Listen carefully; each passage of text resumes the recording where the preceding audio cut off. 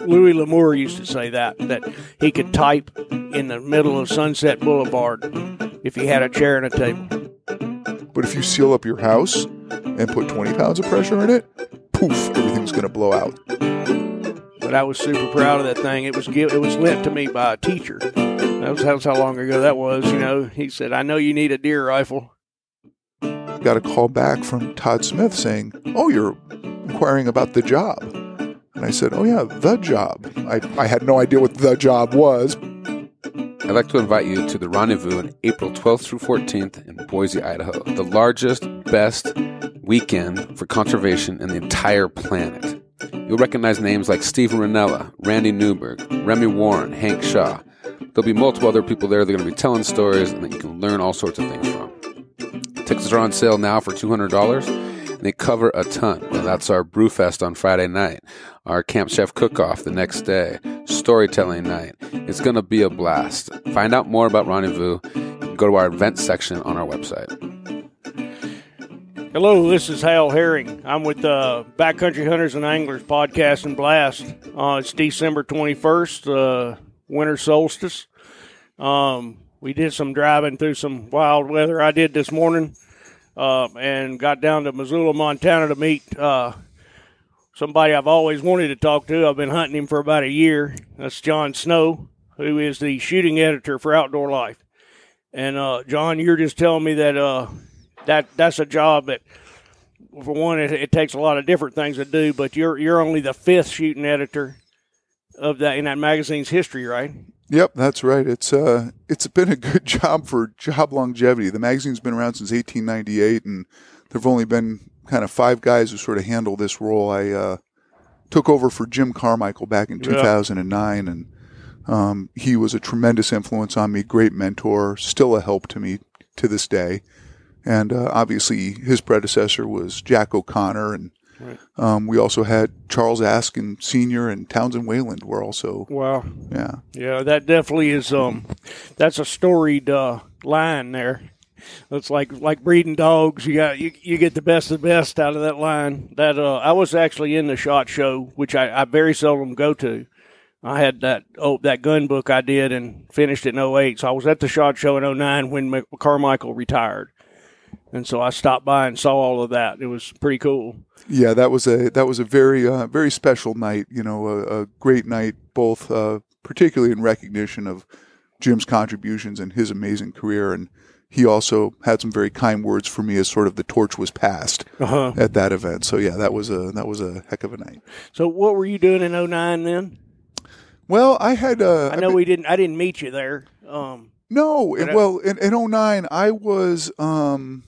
Senior editor. I guess then I was executive editor at the magazine. I've worn a few different hats over the years, but basically the senior editor level when I joined the magazine in 2001, and pretty soon I started pestering Carmichael about all kinds of questions and everything else. I'm not going to say Jim was always thrilled to hear from me.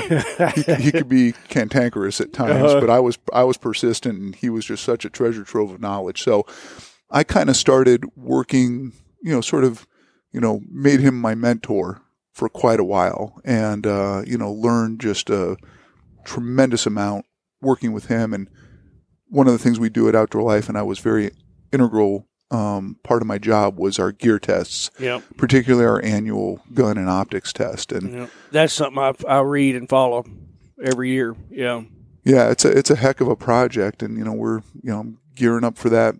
Working on it. Even on the drive over here, I was working on it. Yeah. But I learned kind of everything I learned about how to really critically look at a firearm. I learned that all from Carmichael. Wow. Well, that's I'll get back to that because that's kind of the center of our talk later. But I wanted to talk to you about how you get where you're at, and I know you're living in Bozeman now, so you're out of New York City, and able to probably get more shooting and hunting in. But tell me how you started this. I won't call it a trajectory because it's still in the middle. So how did you get where you're at, and what were your interests that led you here? Well, part of it is, I think Woody Allen said, half of being famous or 80% of famous is being just showing up. Yeah. And so part of it was just a fortunate timing on my part. But, before I was at Outdoor Life, I was at a group of magazines called, under the company Outdoor Empire Publishing, Fishing and Hunting News. And these were just kind of, blue collar, dirt under your nails magazines that told people where they could go fish and shoot and hunt in their area. Kind of like a national fur fishing game, but like localized. Very localized, yeah, okay. And that was kind of our deal. And that was based out of Seattle. And so I've been living in Seattle and, And what years was this? Oh, this was late 90s. Gotcha. Late 90s. So, but my deeper background in terms of my professional career was as a traditional journalist, a newspaperman. I started off after college. I kind of floundered around a little bit and decided I wanted to become a reporter. And so I started out sports reporting for some local weeklies and moved up to general assignment news and ended up going to a big daily paper in Connecticut. And after that, I decided to get my my master's degree in magazines. And wow. so that's kind of the path. Where did you pursue that? I did my master's work in Chicago at Northwestern, the Medill School of Journalism. For sure. Right. That's cool. Yeah, it was a heck of a program. It was interesting. It's kind of quaint now, but back in those days, if you were either a newspaper person or a magazine person. Right. And it was kind of hard to cross that divide. Right. There was a lot of sort of suspicion from both sides of that fence. And I really wanted to do some magazine work. And that because you're drawn to long form journalism, or I like the long form journalism. I like the ability to spend some more time on the projects. Daily newspapers were amazing to work at. You've got this very, very intense rhythm of just cranking work out on deadline. You've got to know how to do it.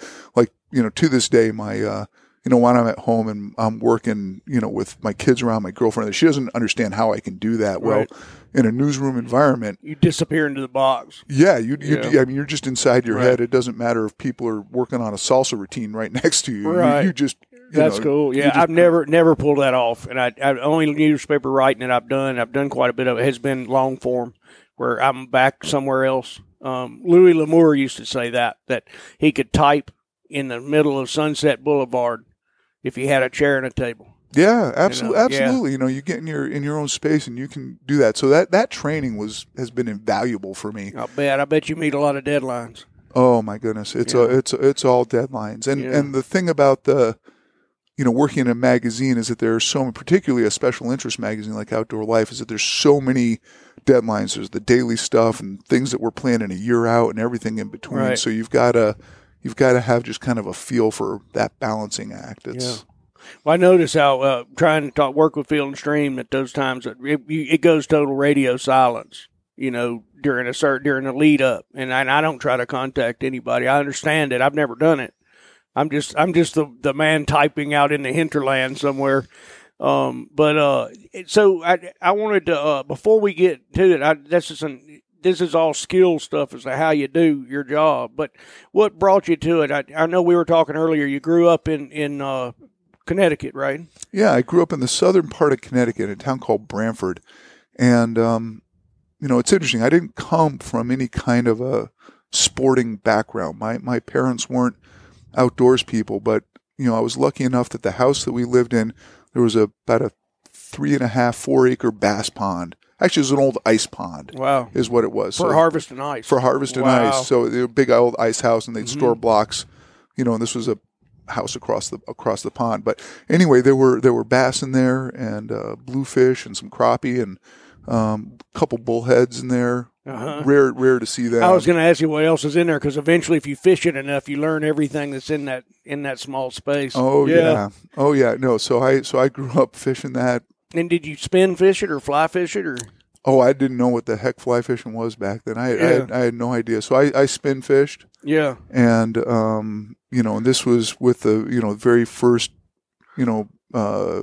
Mann's purple jelly worms and stuff. Yep. I remember that. And I would just rig those up with all these darn hooks hanging off them. This is very self-taught kind of stuff, sure. But I thought more hooks would be better. On the theory that wherever they grab it, they're going to get caught. they're going to get, So it was, my whole career in the outdoors has been one of kind of self-taught and just kind of trial and error. Yeah. More error and a lot of trials. Sure, but driven somehow. I mean, like there must have been a driving force to bring you to that.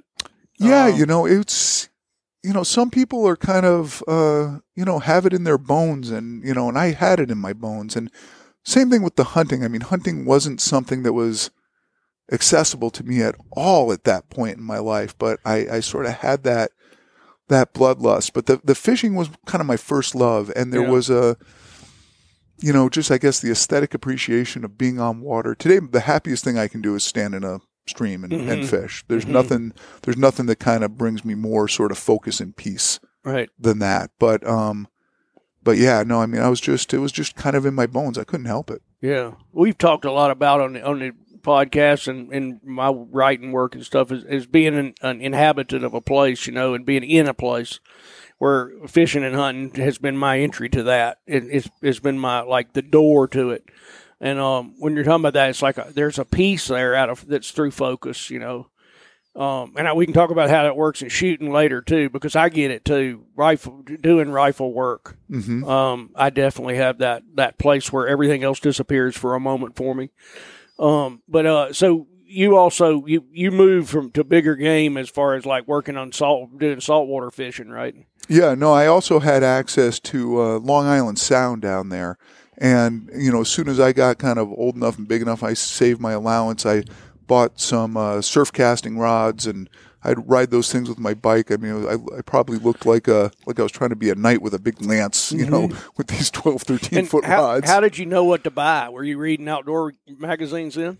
I would read outdoor magazines, but we had, a series of just like local bait and tackle shops. There was one down in Indian Neck that I would ride to, and I'd pester the guys behind the... Yeah. With like fairly friendly people. Yep. Yeah. Very friendly people. Yeah, we had that too. Yeah, helping a kid out, and I had a little bit of success doing that. We had mostly what I caught there would be bluefish and little flounders and porgies and stuff like that. But what I always wanted to catch was a striper, and again, just as a kid on my own though, that never happened. It was years later. Actually, when I was living in New York City, that I got my first striped bass. Cool. Well, it's a lot of fun trying. It's like elk hunting when you get first start. The learning curve is really steep unless you got somebody with you. If you're a kid, you can wander forever. There used to be a Patrick McManus story, and I read when I was really young, and he couldn't get this deer, and he was going to ask people. The story concluded, he goes, "Well, I could always ask them, have you got your duck yet?" And I read that and I thought it was pretty funny as a kid, but as a 12-year-old, a mallard drake was like total big game for me. We didn't have a lot of ducks, We were like bicycling around down the creeks trying to ambush them and stuff. So at the end of that McManus story, I was like, man, that's a legitimate question to me, Yeah, well, there's a thrill for a kid in any kind of success that they earn, and it's not predicated on species or size or anything like that. Right. So you, at some point, somebody gave you a BB gun. Yes, I finally convinced my parents to give me a BB gun. I must have been 11 or 12 years old, and I instantly started putting it to nefarious use. Oh yeah. I'm not gonna. I can't lie about that. So, squirrels and rabbits in my backyard, and even some birds. And, again, I just had nobody to guide me, but I had that desire, I guess, that bloodlust. And the funny thing is that, I would skin and eat a lot of what I was shooting. Yeah. Back then, and I was feeding it to my younger brother and sister.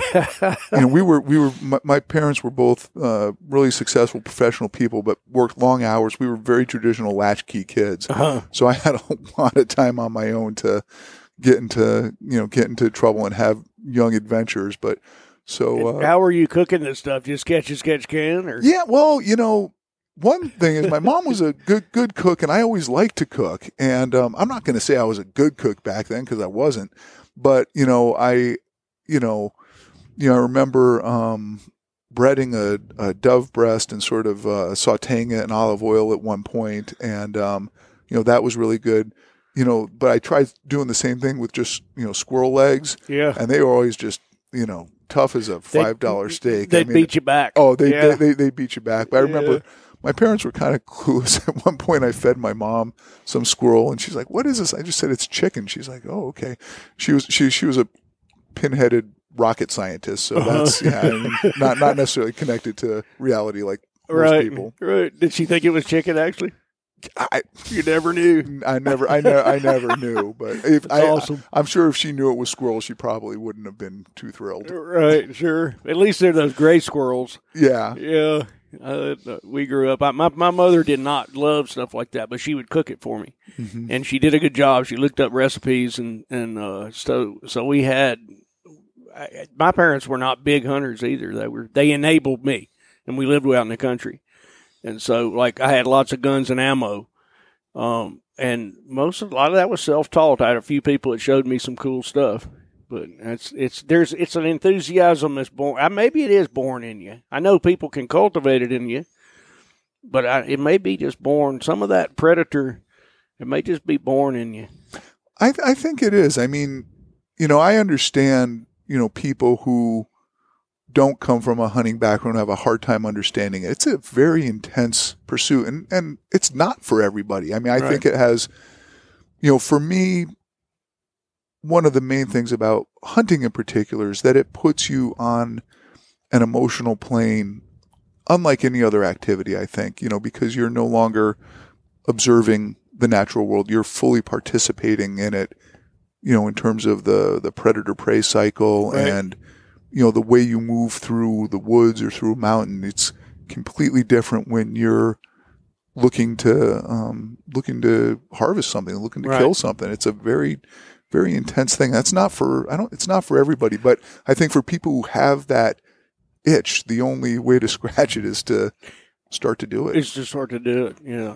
I think one of the best ways to understand that to me is to try to recognize the changes you feel or you go through, say on day 3 or 4.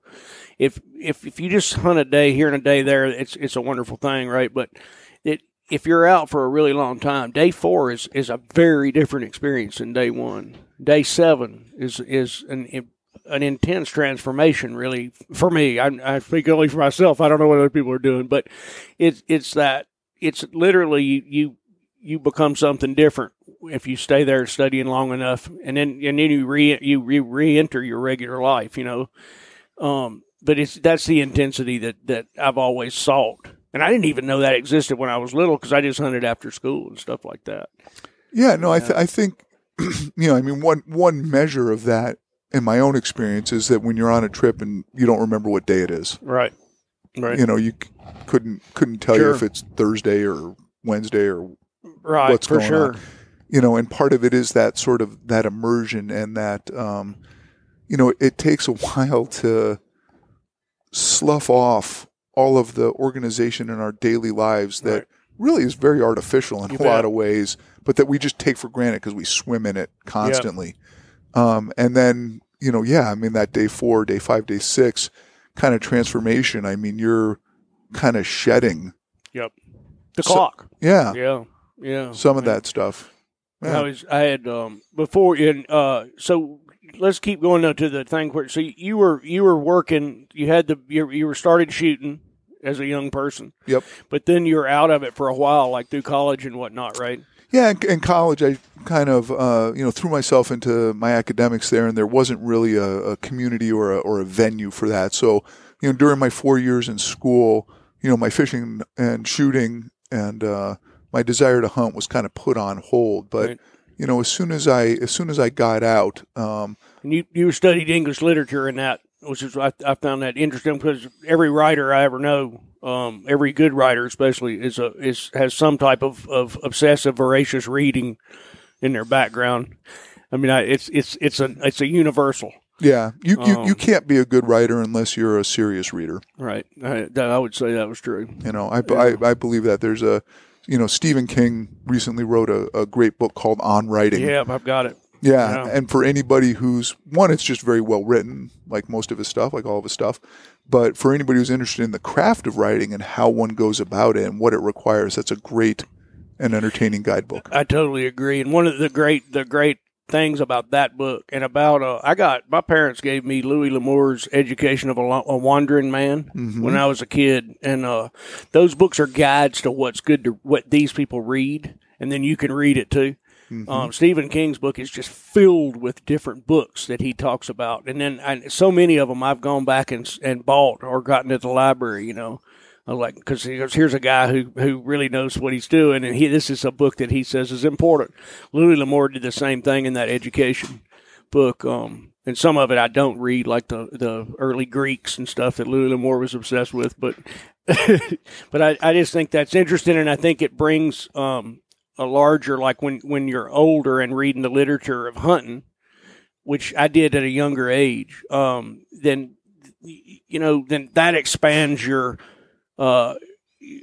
experience of what you're endeavoring to accomplish in hunting in the outdoors. Huge expedition stories.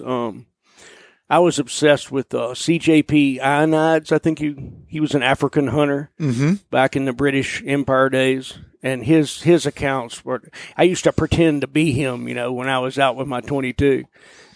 Yeah, well, I mean that era of hunting and exploration. The romance of it and the draw of it, especially when you're dealing with a time where, lines weren't drawn on the maps. There were blank areas. Right. Oh my goodness. What a thing to contemplate and to potentially go experience, right. And our world is very different now, but you can still, with the right amount of effort, find very legitimate wilderness. You bet. You were hunting some of it this year, right? I know your mule deer hunts were in northern Wyoming. Was that, or that was when I talked to you first? Yep.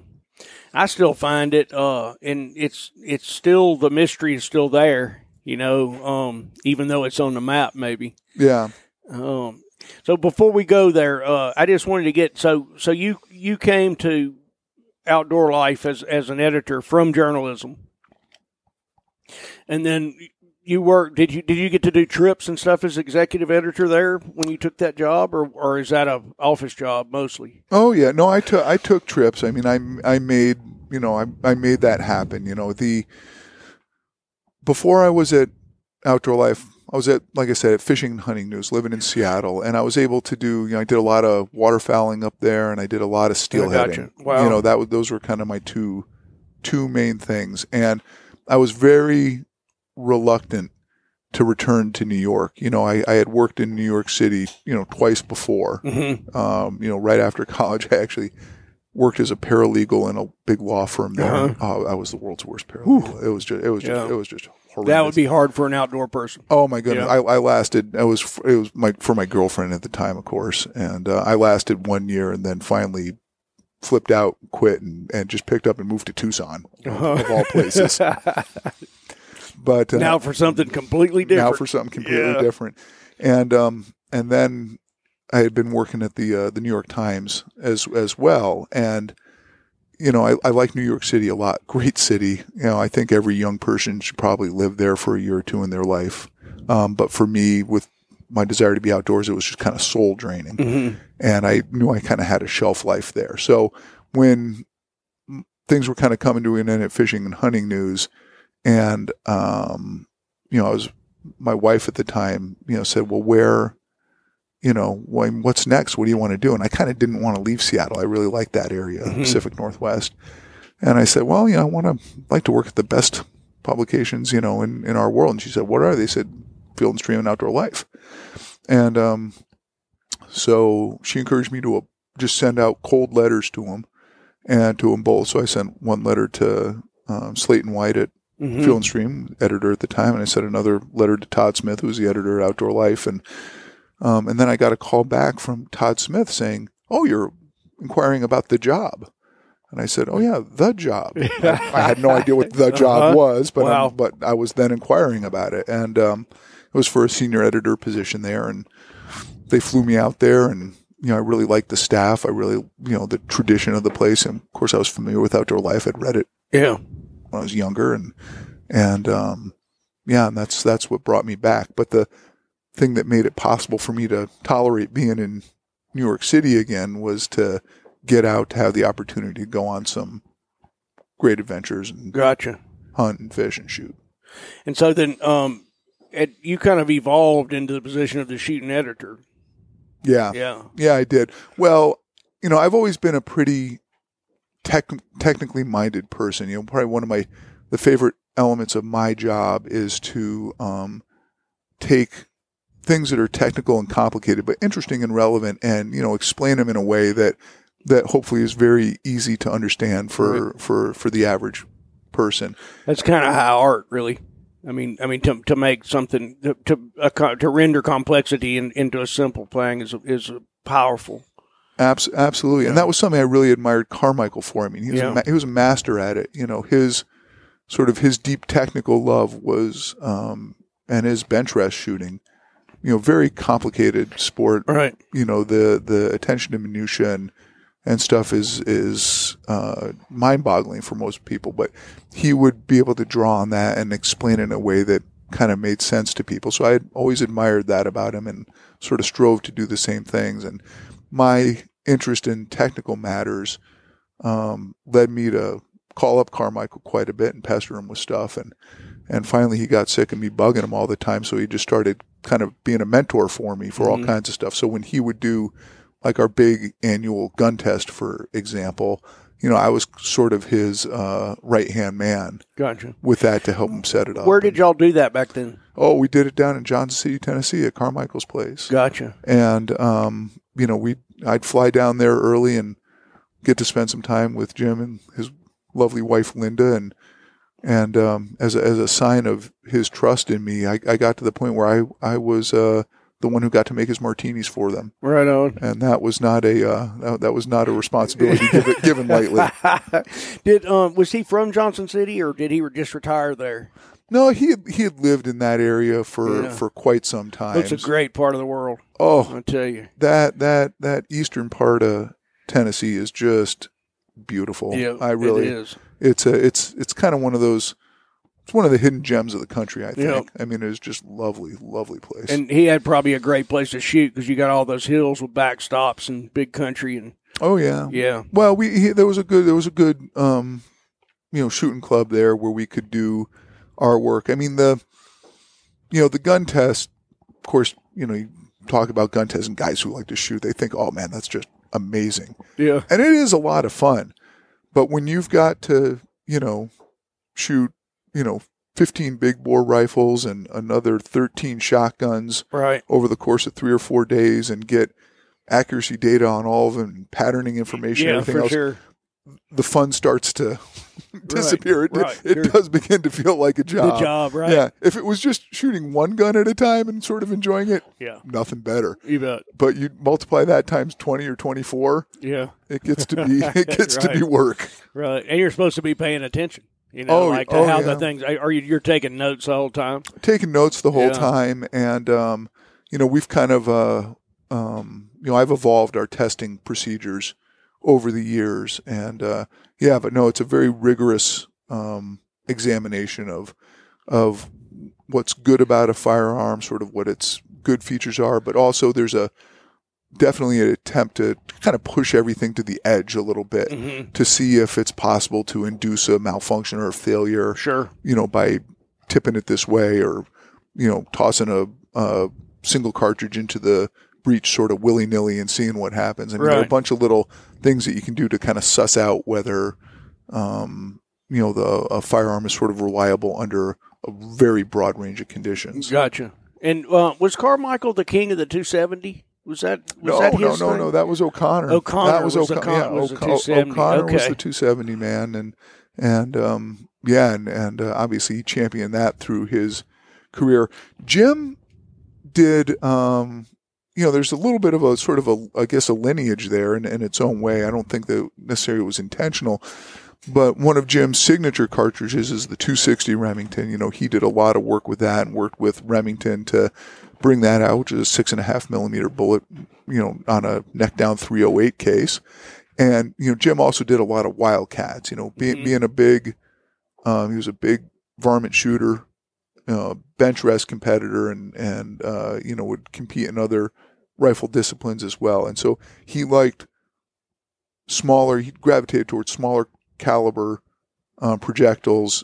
Some of them push pretty hard, some of them in more mild formats. But that 270 sort of a kind of obviously a step down in size from the 30-06, and the 260s down from there. And I sort of, in my own way, kind of continued that with the 6mm Creedmoor, which I helped bring out back in 2010. I did that initially as a project with Hornaday and stuff. So yeah, at Outdoor Life, we've always liked the smaller, milder, sort of faster, but sure. but really rifleman's cartridges. You bet.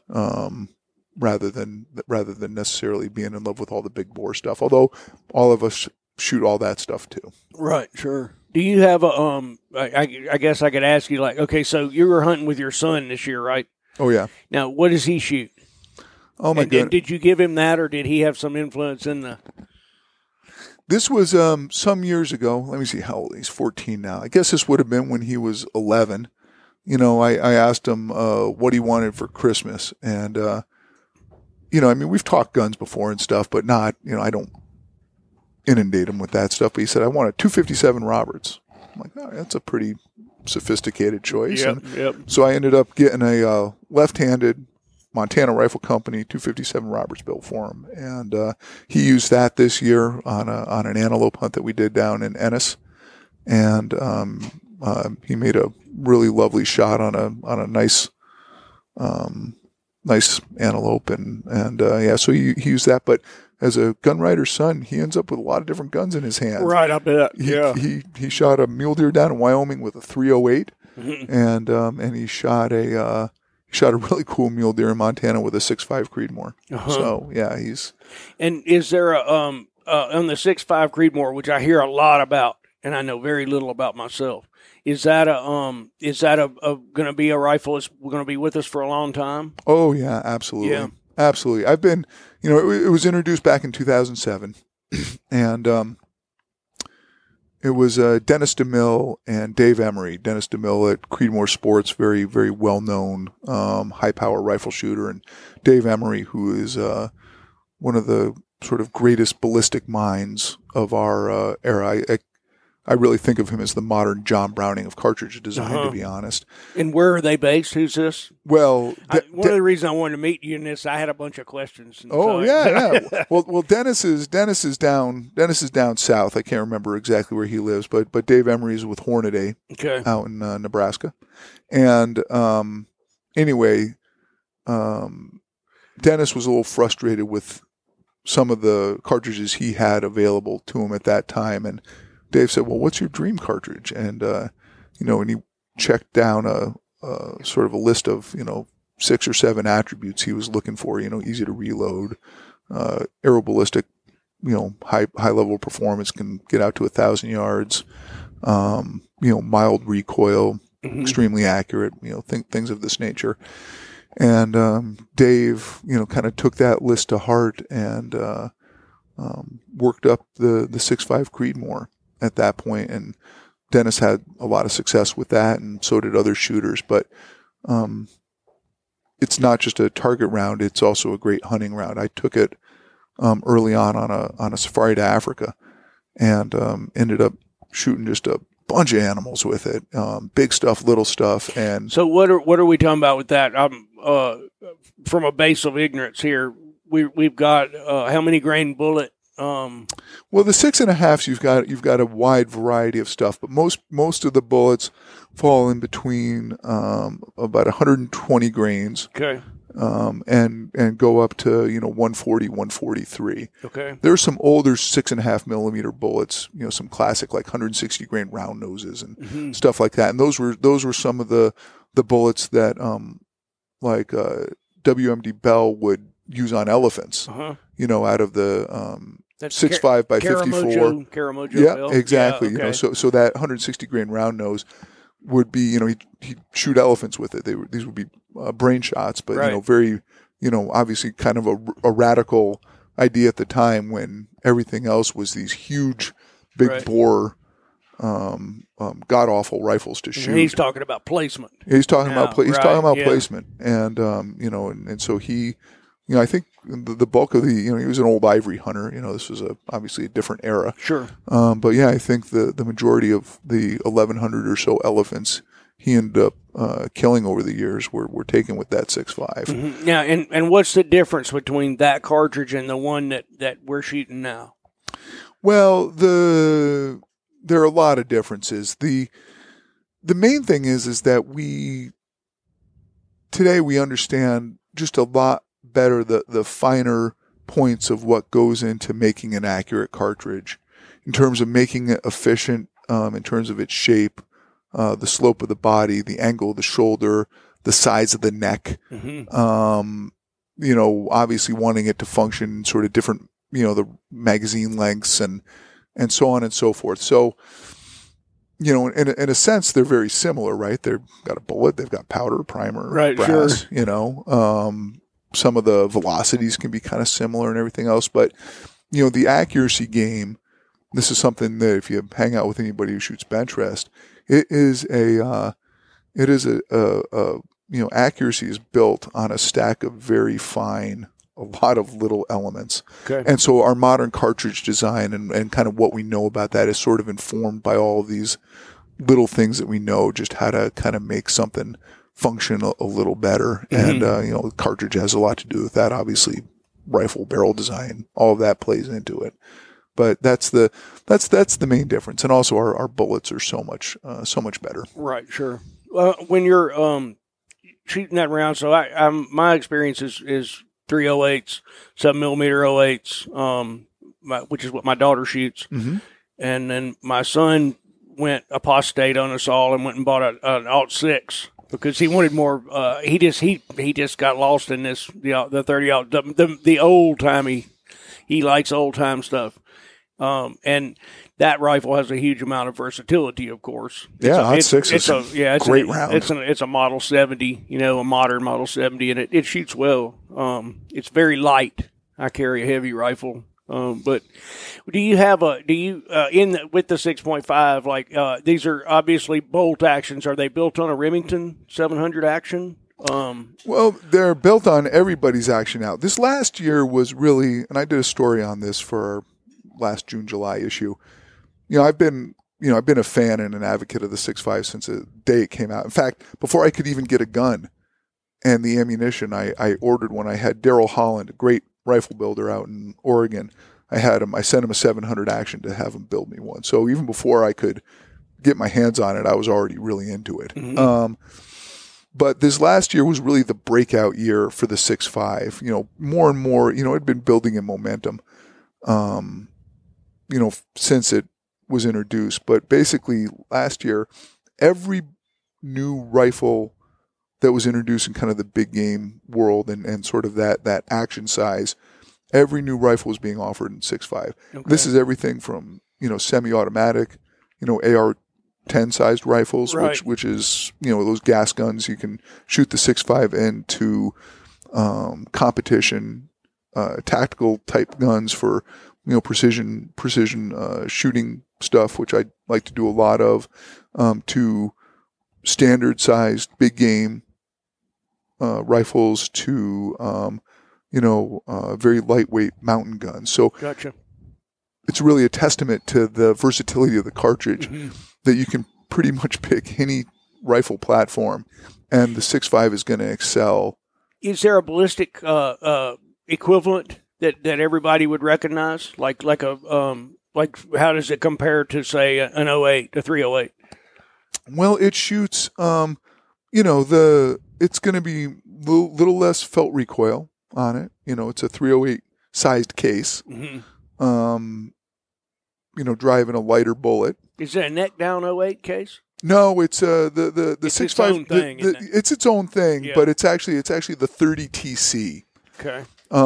Which is kind of interesting because the 30 TC itself is a kind of a pointless cartridge. It was just a vanity project when that was introduced, and that was a cartridge without a purpose or a mission, but kind of like a sort of a no account parent can give birth to a genius. Absolutely, that's what happened here. You never can tell what they'll throw. Yeah, exactly. Yeah. So the 6.5 is really the shining legacy of the 30 TC. Gotcha. Mm-hmm. Well, if is it heavy enough for real elk hunting? Absolutely, it is, and this is a function. And again, I mean, this is I get this question probably as much as any individual question is the 6.5 Creedmoor an elk round? Yeah. And the answer is absolutely. It will knock the snot out of an elk. A lot of guys, just have sort of magnum on the head, and that's what they were brought up with. And there's nothing wrong with those. But if you look at how those 6.5 bullets penetrate very deeply. I mean, this is the reason that Caramojo Bell was attracted to it because of how well they penetrated. Right. And that they are, they're marksman's rifles, so that you can really put that shot where it needs to go, and it's kind of a cliche, the whole idea of the hunter who's afraid of his gun, comes out west. But there's a lot of truth in that. I've seen it a lot. Mm-hmm. You talk to any guides or outfitters, they just, they internally clench up when they see their client from wherever pull out a 300 Weatherby mag or a 33.78 or something like that. Not that some guys don't know how to shoot them, but man, and the second shot's going to be a little bit harder to get off, there ain't no doubt. Well, it can be hard to hit with the first shot if your eyes are closed. It doesn't. There's so. But to get back to the question, for me, one of the things that really opened my eyes to the possibility of 6.5 Creedmoor. This was back on that Africa trip. I shot an eland, world's largest antelope, getting up to about 2,000 pounds. Okay, massive animal. Yeah. And we were shooting the 120 grain GMX bullet. That's a monolithic copper alloy bullet made by Hornady. They had just introduced it, and this big old bull was feeding in this on this very brushy mountainside with a group of animals, and he finally kind of stepped clear, and he was at 220 yards. And I had the rifle I had, it was a Thompson Center Icon, really nice. Very accurate rifle. Is that a single shot? No, it's one of the. It's one of okay. the. I don't know that rifle. Yeah, when they first came out with that rifle, it's a really nice rifle. It kind of they were never able to hit the price point on it they wanted. They wanted it to be, I can't remember, like under $1,000, but it was just a little too expensive. And but that's a very interesting rifle. I still have that rifle. Yeah. And so anyway, I put that shot, right kind of in the crease of its front leg, and it went through the meat on the front leg, busted through one of the ribs, and the rib on an eland's like a beef cattle rib, I mean, just huge, both lungs, the heart, busted the rib on the offside, and lodged in the meat of the front leg on the other side, just 3.5 feet of just perfect straight penetration, and that bull folded up, within a few steps, and that experience was kind of duplicated on other big animals. Shot a couple water buck over there, quartering shots, and managed to recover those bullets. But everything else, the penetration was so good. It was, pass through shots, but very, very precise shots. So the versatility of it and its ability to tackle big game, right, was really driven home to me on that hunt. And even just, I guess this was 2 falls ago now, I was down in Colorado with a buddy of mine. And it was kind of a deer elk camp with him and some of his extended family. And there was a young guy down there, 13, on his first elk hunt. And we weren't really hunting with them. We were kind of, basing out of the same camp.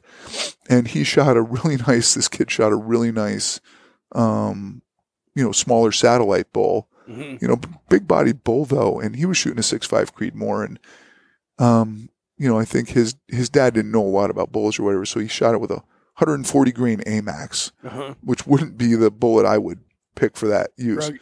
Okay. But, and, being a kid, I mean, he shot it right through the shoulder, took out both shoulders on this elk. I mean, again, that penetration, and, so he took the wheels right out from under it. And, not the bullet I'd recommend for that. Right. But, I mean, absolutely, it's an elk round. Mm-hmm. Gotcha. And do you then go down to like 120s if you're antelope hunting?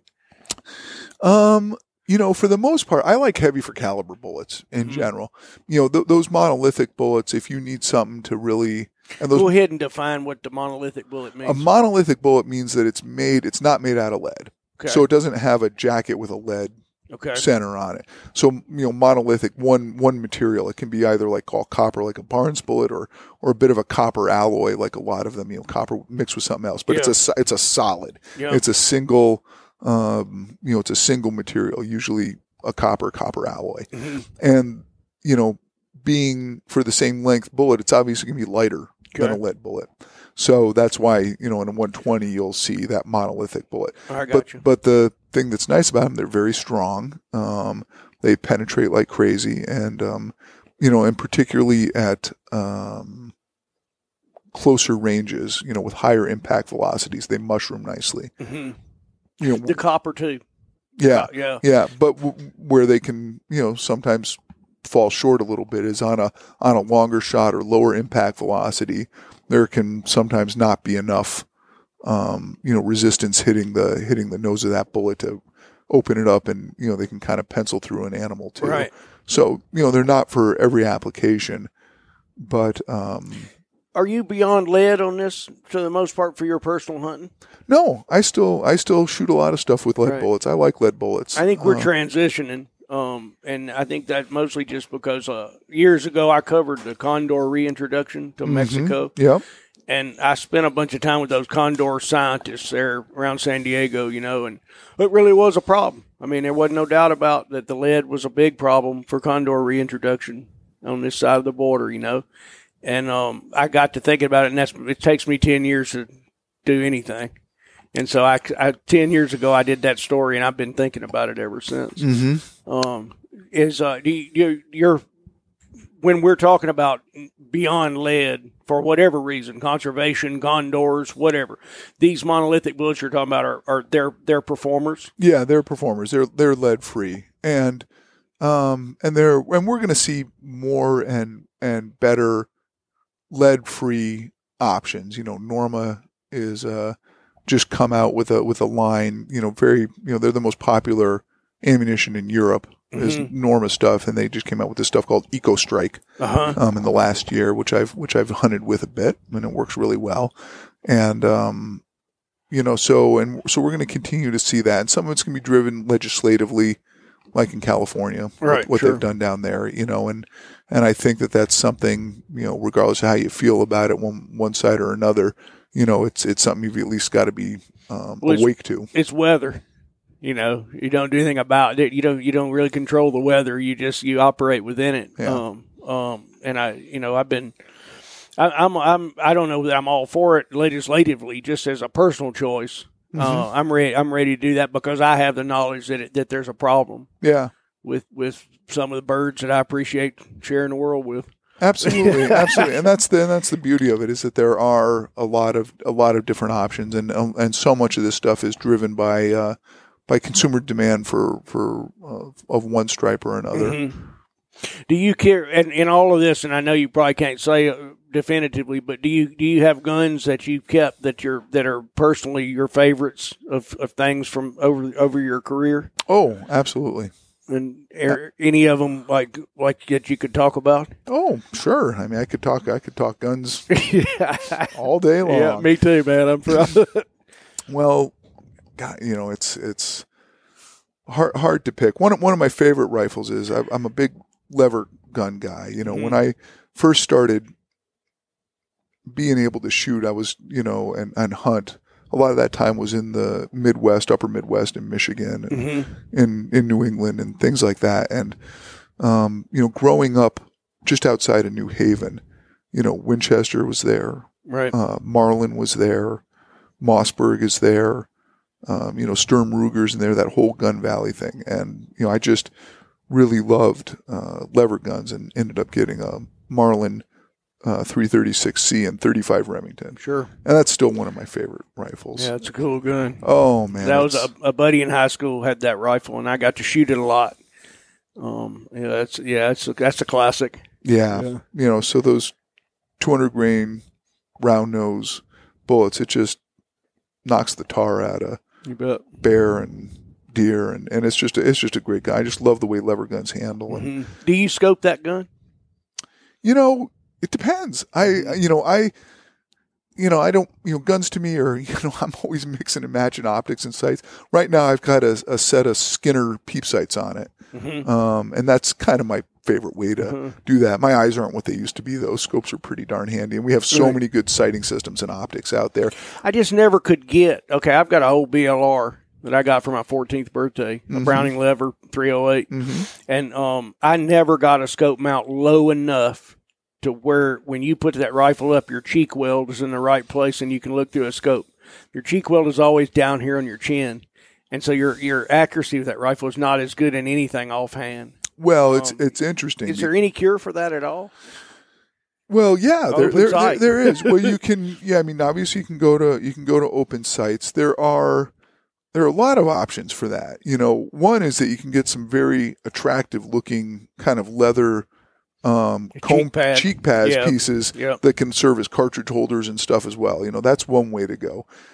Two, we've seen, this is something that's been more common in Europe for quite some time, where they'd shoot a lot of running and driven game, but red dot sights and reflex sights, and a lot of guys who shoot competitively and other things have adopted those a lot, and see more hunters using them as well. But a lot of those have very low mounting heights as well, so that's another option. Gotcha.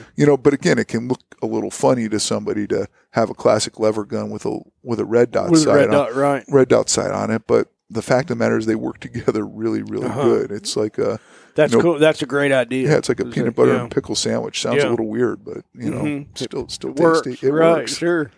And did you go to Winchester's too at some point? Oh yeah, I've got a.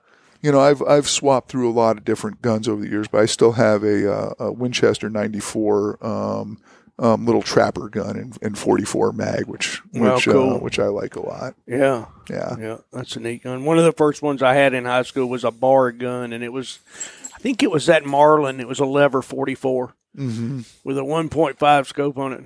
Yeah, and somebody had actually mounted the see-through sights. That was remember? Yeah. See-through Oh mounts? no, I know them. And it was really awful. So even then, with that level of understanding, I knew that something was amiss. Oh, that's the worst of both worlds. Yeah, it was. So we actually went and got some Weaver mounts and dropped that scope and put it. And I didn't shoot open sights. I shot a deer with that rifle. Yeah. But I was super proud of that thing. It was lent to me by a teacher. That was how long ago that was. He said, "I know you need a deer rifle." That's pretty cool. And he's still a friend of mine today. I mean, we're going to see him in Alabama. Yeah. Oh, that's neat. One of my favorite lever guns. Well, I got a bunch of them. But it's a Savage 99 takedown. Yeah. This was a gift to me by my former stepfather-in-law. Is that a 253,000? No, it's a very interesting rifle.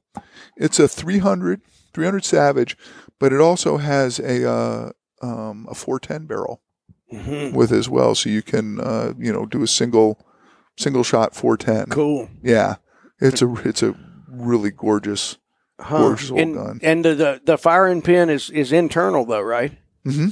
Yeah. And it still works with the shotgun barrel. Oh yeah, that's cool. Yeah. Yeah, that's a nice.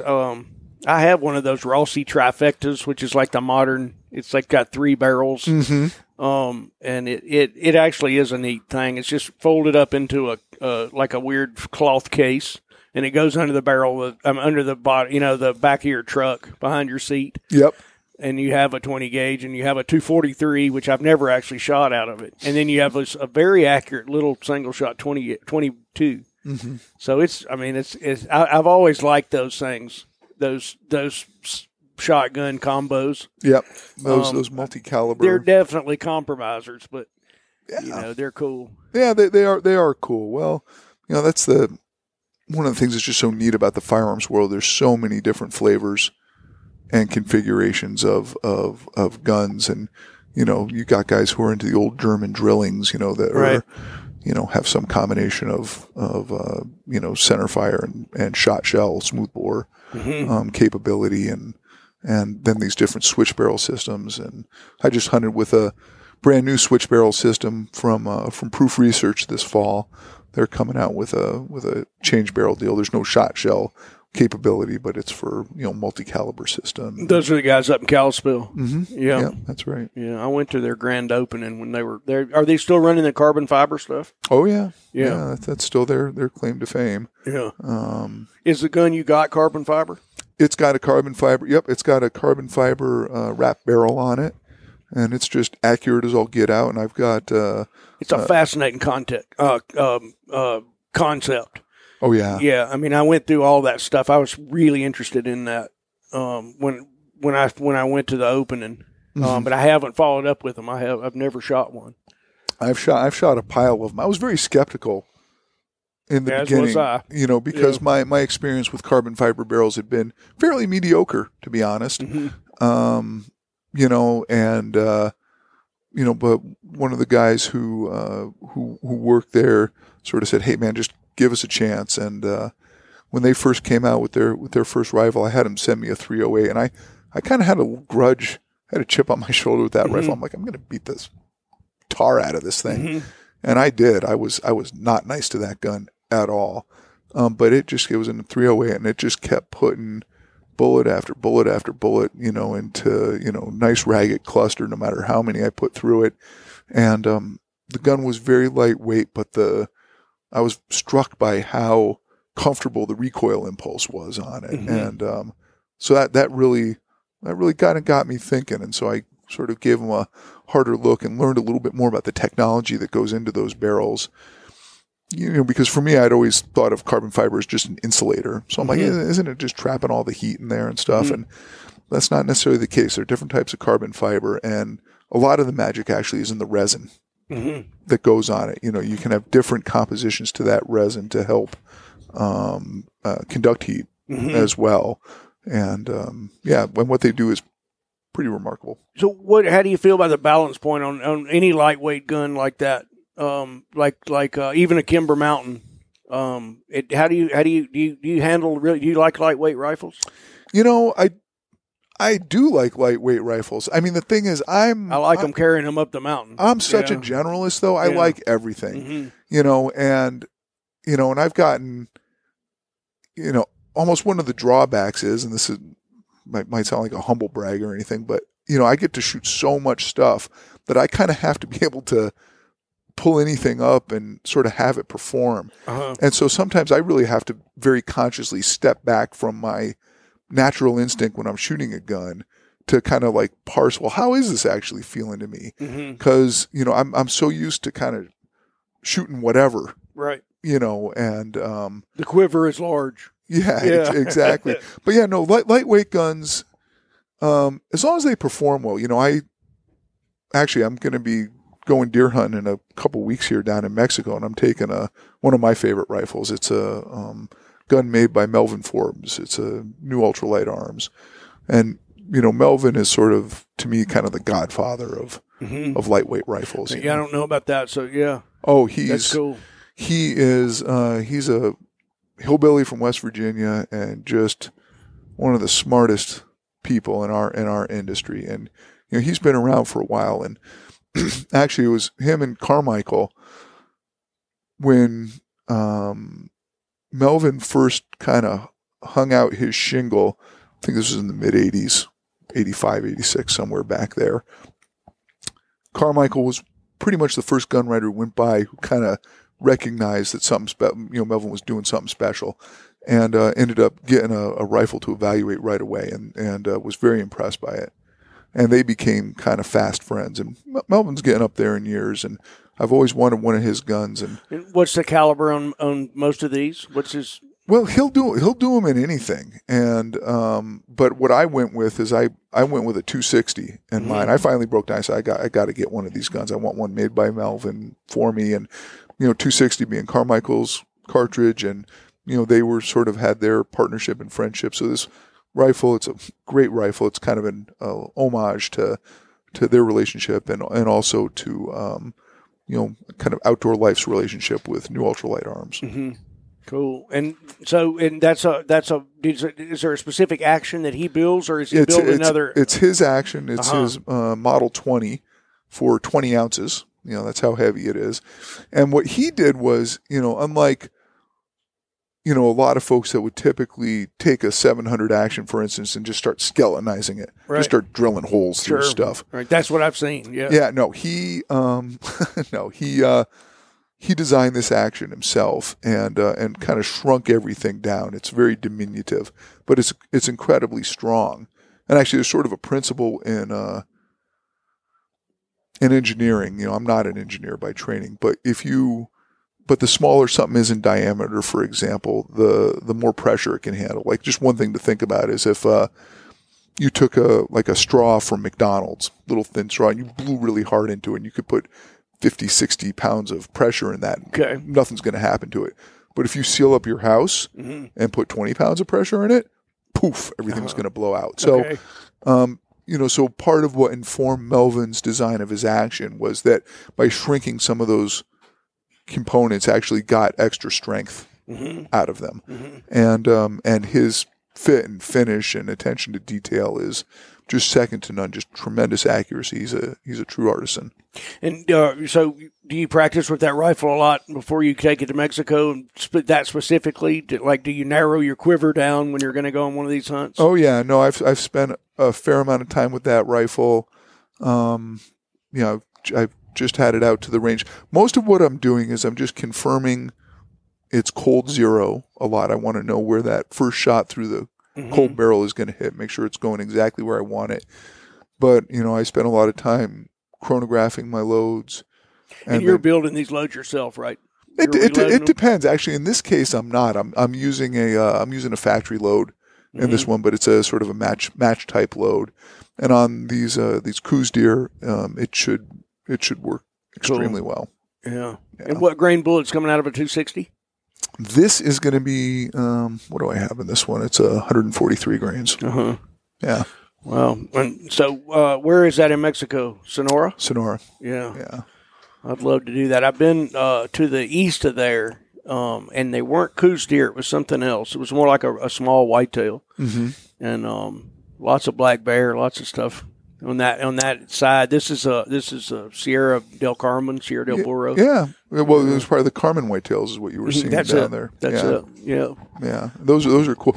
Some of my favorite type of hunting. These, anything that involves a lot of glassing, spotting and stalking, kind of that open country. That's just that just gets me going. Man. Are you at some elevation there? In Sonora, or is that just that straight Sonora desert stuff? No, it's at some elevation. I don't know quite how high it is, but like in that, when I've hunted, the Carmen whitetail before, we're at 5,500 feet, kind of that high desert. And it's interesting to see bears and bear sign out there. There's a lot of black bear there. Yeah, it's not what we usually think of. But yeah, there are a lot of animals down there. Yeah, that was, we crossed straight and from and this was a long time ago, and you could go into the Sierra del Carmen that way. You're actually down in the flats, and the Sierra del Carmen is above you like 10,000. It's an escarpment. Got to be one of the most dramatic places I've ever seen. It is very dramatic, and it's big. There's a lot of country there. There's people in it, but they're few and far between because it just doesn't support that many people. No, it's a hard place to make a living. It's a hard place to make a living. That was I was doing some work. I never did the story on the Candilla wax business, and they boil. It's in Cormac McCarthy as well, but they boil this special wax, and it went on vinyl records, and it was the slip in cosmetics. Oh, and that was where they produced it. It's a certain kind of plant, the Candilla. Yeah, and then they would smuggle that across the border because there was a tax placed on it. From Mexico City, where everybody was sort of at war with Mexico City. That's just a whole different country, as you know. Oh yeah, no, it's a very northern Mexico does not have a lot in common with the center of the country. It's cowboys and. That's right. No, El Norte. That's a very different, very different landscape. Actually, it's interesting because when I was down in that country, and this was on the Texas side, this ranch that I hunted down there for the Carmen whitetail, and I shot an Aoudad down there. On the approach into the ranch, just a long drive off of the road to get back in there. That was the place where they filmed the antelope hunting scene for No Country for Old Men. Gotcha. Yeah. So that whole terrain down there. Yeah. Big, open. Wow. Yeah. Yeah, well, I love it. I mean, I hadn't never gotten enough of it. I'm kind of jealous of that trip because I've never hunted that. I did about 3 trips in there one time, and I just really feel like I saw the edge of it. Yeah. West Texas is a lovely place. It is alpine, and anything below alpine or marathon or. Yep, that's where I was. Marfa Marathon, Yeah. all those places. Yeah. Well, this is cool. Before we close anything up, which I could do this for a long time I was going to talk about as a gun writer and following a long tradition. You know, we were talking about a little bit about what do you read, and I know people don't always read in their career. You know, you've already read that, but like, when you were older and working on this? I know you read Carmichael and all that. Do you have any books that you recommend to? Yeah, there are a pile of them. You know, you're not going to go wrong reading, the old Jack O'Connor books, just in terms of his style and how he would present things was just so, he did that in such a masterly way. If you want to really educate yourself, for example, about double guns, Michael McIntosh's writings, his Shotguns and Shooting and Shotgun Technicana and More Shotguns and Shooting, those volumes are indispensable. That's totally new to me. So yeah. That's so cool. if you want to know the ins and outs of fine double guns, Michael McIntosh is great. Carmichael wrote a couple of very important books.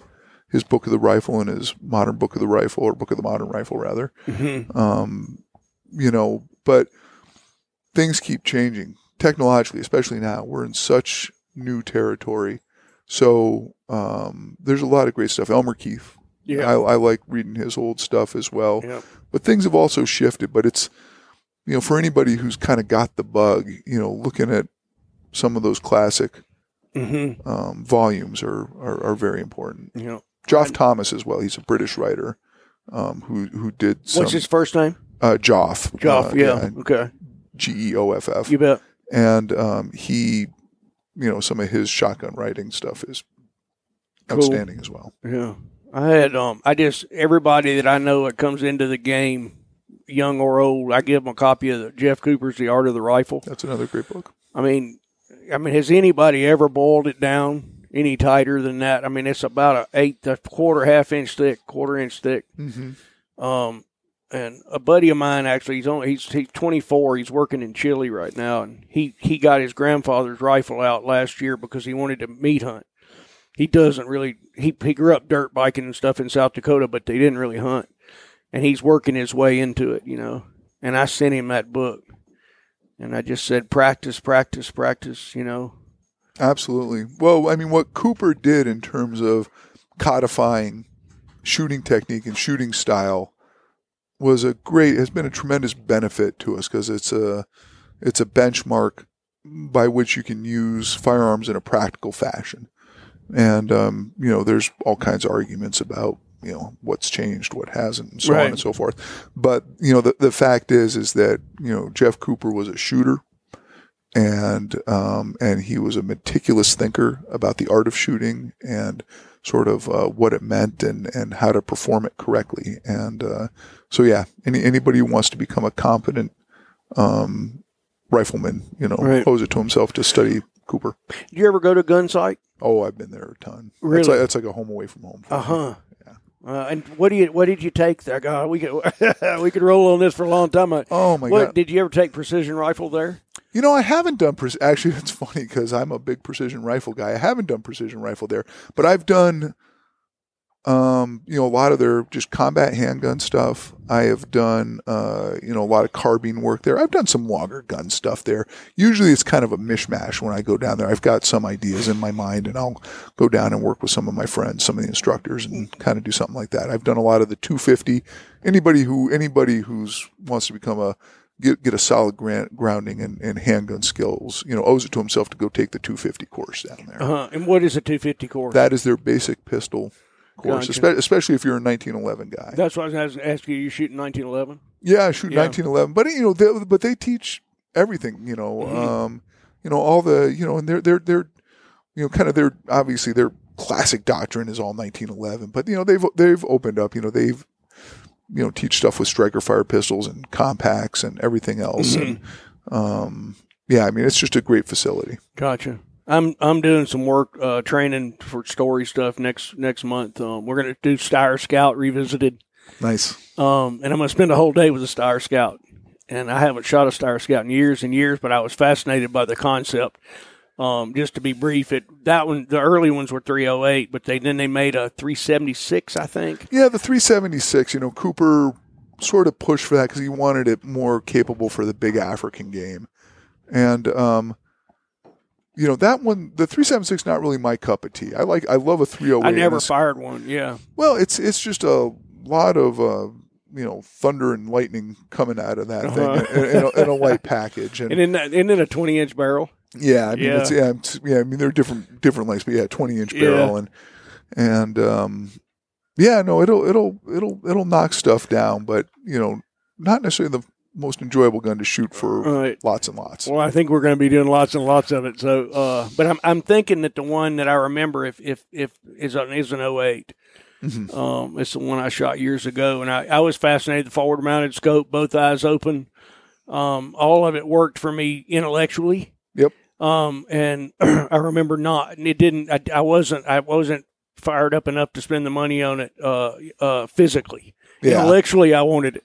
And I went back to I have a Remington 700 LTR. It was like a police, issue. Mm-hmm. It's got a heavy 20-inch barrel. Yeah. And that's the only rifle I shoot now.